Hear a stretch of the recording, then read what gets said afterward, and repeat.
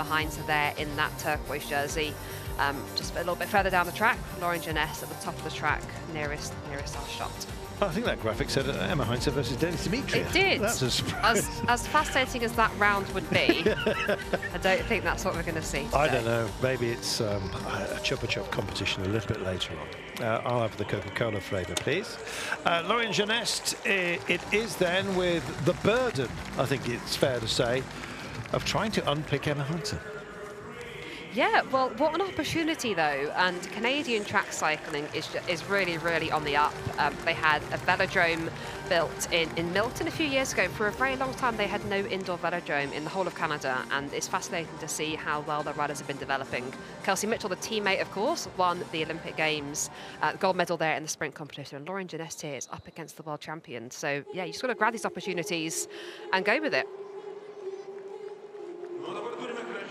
It's almost unkind that in sprint racing, where tactics are so much to the fore, that really it all counts for this. At the moment, the strongest position is Lauren Jeunesse. The Canadian just tracing Hinze as we speak, and there is the view that Hinze will be taking, looking backwards. Mentioned it before, but there's a lot of practice goes on with circulating on a track while looking backwards, and when you come to something of unfamiliar geometry, and all tracks, despite the fact that at the bottom they have to be 250, well, not all of them are. You know, if you've been to Ghent, you'll know what I'm talking about. There are shorter tracks, 6-day specialist tracks indeed. However, the inclines of the banking do vary, and indeed even the rolling resistance of the surface can actually be different. So each track has its own character, and you factor in, of course, the heating within the velodromes, and whatever the air pressure is, it all has an impact. So then, two mighty contestants right now. Hinze should have this, but Jeunesse left herself some rush room. Wise to it. Hinze picks it up and she goes for it. Now then, down the back straight. They've heard that final lap announced. It's a big, big move if you want to come through.